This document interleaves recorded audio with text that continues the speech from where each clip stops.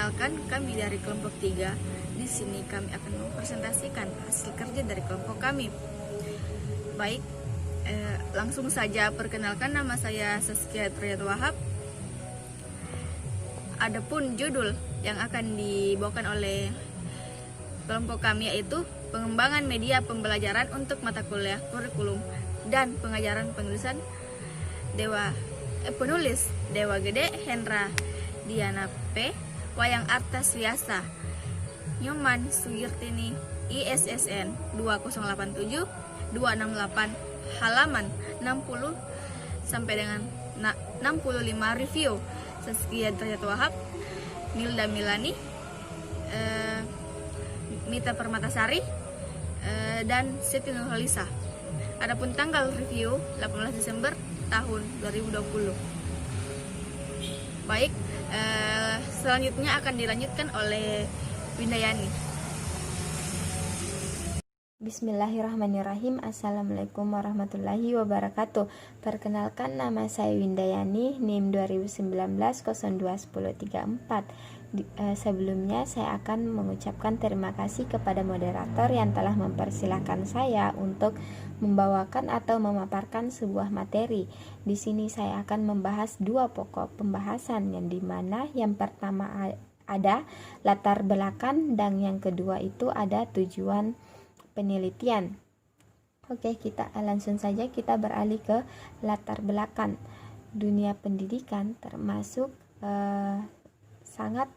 dunia pendidikan merupakan termasuk yang sangat diuntungkan dalam kemajuan TIK, karena dapat memperoleh keuntungan dari media segi pembelajaran dan dari media-media pembelajaran lainnya. Pemanfaatan media pembelajaran berbasis komputer dinilai lebih optimal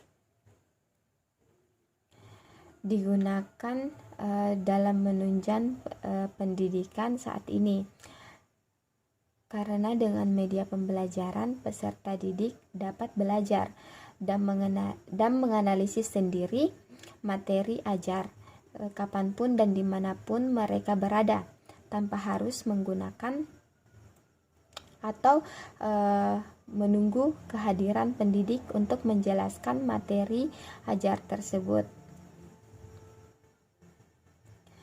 Kurikulum dan pengajaran merupakan salah satu mata kuliah yang wajib pada jurusan pendidikan teknik informatika.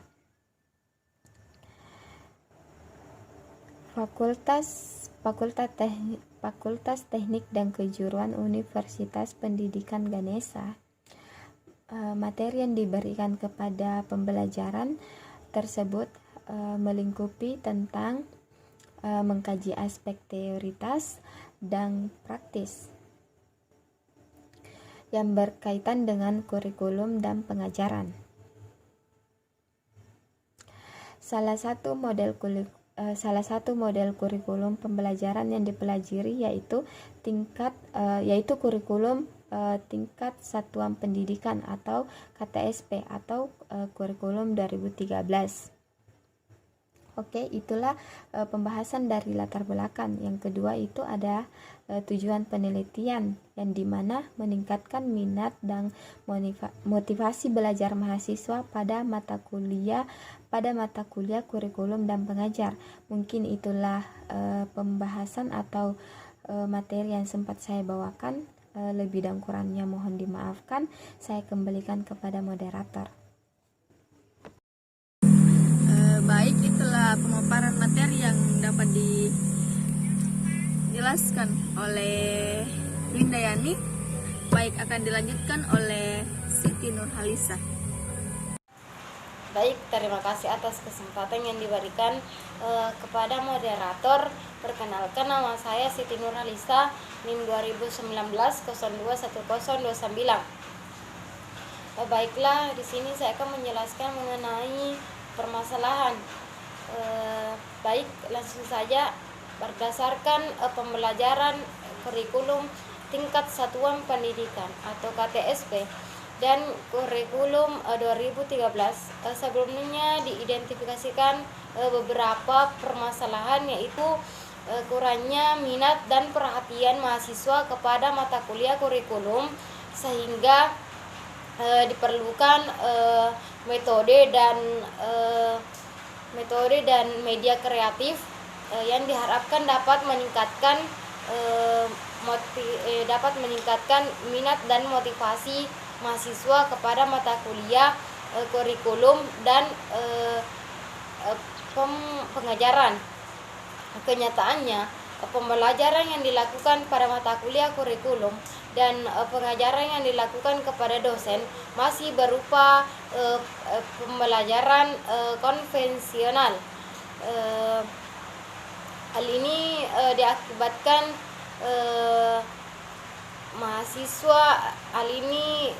mengakibatkan hasil belajar mahasiswa tidak sesuai dengan yang diharapkan. Hal ini dapat dibuktikan dengan data yang diperoleh dari nilai semester ganjil mahasiswa tahun akademik 2013 atau 2014. Rata-rata nilai akhir untuk mata kuliah kurikulum dan pengajaran masih tergolong cukup dan belum menunjukkan kategori baik. Mungkin itu saja yang saya jelaskan, dan saya kembalikan kepada moderator.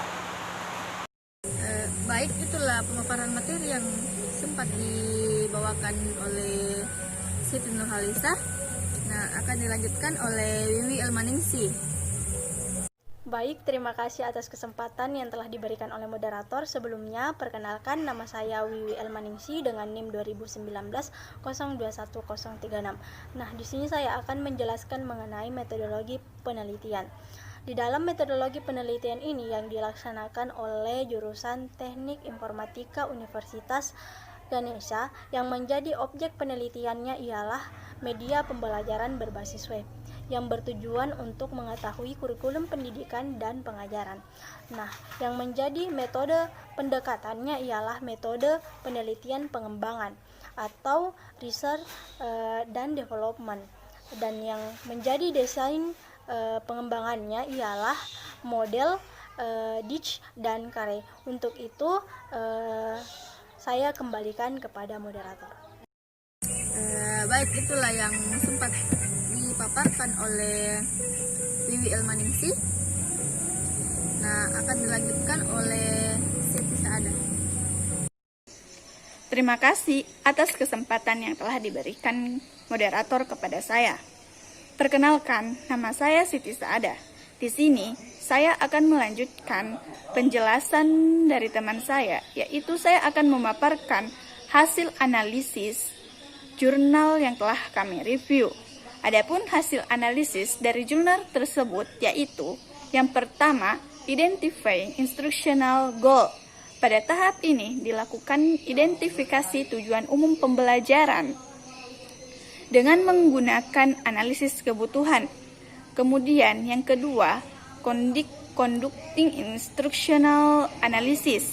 Setelah dilakukannya identifikasi, maka akan dilakukannya analisis, yaitu sebuah proses yang digunakan untuk menentukan keterampilan dan pengetahuan relevan yang diperlukan mahasiswa untuk mencapai kompetensi yang telah digariskan pada tujuan pembelajaran. Kemudian yang ketiga yaitu identify entry behavior karakteristik. Pada tahap ini dilakukan pembuatan list keterampilan-keterampilan tertentu yang harus dimiliki mahasiswa sebelum pengajaran dimulai. Kemudian yang keempat, writing performance objectives. Hasil yang diperoleh dari tahap ini yaitu perumusan tujuan khusus yang didasarkan pada hasil analisis pembelajaran. terhadap rumusan tujuan umum pembelajaran. Kemudian, yang kelima, developing criterion reference test. Hasil yang diperoleh dari tahapan ini yaitu instrumen tes kognitif yang berbentuk pilihan ganda berdasarkan rumusan tujuan khusus yang telah diperoleh pada tahap sebelumnya. Kemudian, yang keenam, developing instructional strategy, yaitu ketika mahasiswa melakukan pembelajaran, mereka dapat mengakses modul mereka pada media pembelajaran berbasis web. Kemudian, mereka dapat mengukur kemampuan mereka dengan mengikuti kuis yang ada pada media pembelajaran berbasis web tersebut, dan mereka pun bisa melihat hasilnya. Kemudian, yang ketujuh yaitu developing and selecting instruction. Untuk pengembangan media pembelajaran berbasis web tersebut menggunakan metode waterfall. Adapun metode waterfall tersebut yaitu yang pertama, software requirement analysis. Dilakukan analisis penentuan hal-hal apa saja yang dibutuhkan untuk media pembelajaran. Misalnya, login untuk admin, dosen, dan mahasiswa. Kemudian desain. Pada tahap ini dilakukan proses untuk mengubah kebutuhan-kebutuhan di atas menjadi representasi ke dalam bentuk blueprint software sebelum diimplementasikan. Adapun bentuk desainnya seperti desain pada tampilan login admin, desain pada tampilan login mahasiswa dan dosen, desain untuk tampilan kuis, hasil kuis, dan lain-lain. Keempat, coding. Ketiga, coding. Agar desain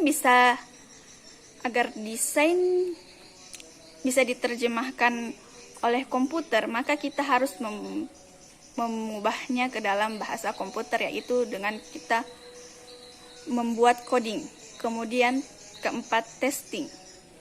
Pada tahapan ini dilakukan pengujian terhadap media pembelajaran berbasis web untuk mata kuliah kurikulum dan pengajaran yang dilaksanakan di jurusan Pendidikan Teknik Informatika Universitas Pendidikan Ganesha. Adapun yang kedelapan, Design and Conduction Formative Evaluation. Dan adapun hasil analisis yang kesembilan yaitu Revising Instruction. Mungkin itu saja yang sempat saya paparkan. Saya kembalikan kepada moderator. Baiklah, itulah yang dapat saya paparkan. Nah, akan dilanjutkan oleh Milda Milani.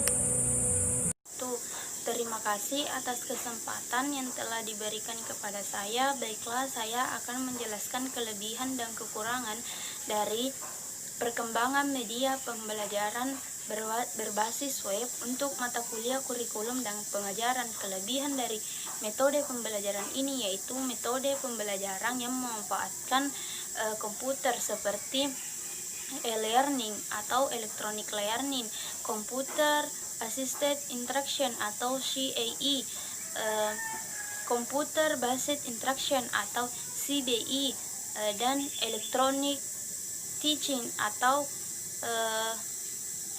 e-teaching yang sangat memungkinkan untuk menghandle perkembangan dalam dunia pendidikan. Kekurangan dari metode pembelajaran ini yaitu metode pembelajaran yang terkesan sangat kaku, kurang fleksibel, kurang demokratis, dan cenderung dosen lebih menggunakan one way method. Itulah yang sempat saya jelaskan. Saya kembalikan kepada moderator. Baiklah, itulah hasil yang dapat dipaparkan oleh Milda Milani. Nah, selanjutnya akan dilanjutkan oleh Mita Permatasari. Baik, terima kasih atas kesempatan yang telah diberikan kepada saya. Saya akan memaparkan kesimpulan dari review jurnal. Kesimpulannya yaitu A. Media pembelajaran berbasis web untuk mata kuliah, kurikulum, dan pengajaran yang diterapkan di jurusan pendidikan teknik informatika dapat dimudahkan dosen dalam mentransfer materi yang diajarkan kepada mahasiswa karena materi kuliah sudah dapat mudah diakses oleh mahasiswa. B. Media pembelajaran berbasis web untuk mata kuliah, kurikulum, dan pengajaran yang diterapkan di jurusan pendidikan teknik informatika dapat melatih kemampuan dan keaktifan mahasiswa karena mahasiswa dapat belajar sendiri kapanpun dan dimanapun mereka berada. Baik, itulah tadi kesimpulan yang dapat saya paparkan. Baik, itulah tadi hasil presentasi dari kelompok kami. Jika ada salah-salah kata mohon dimaafkan.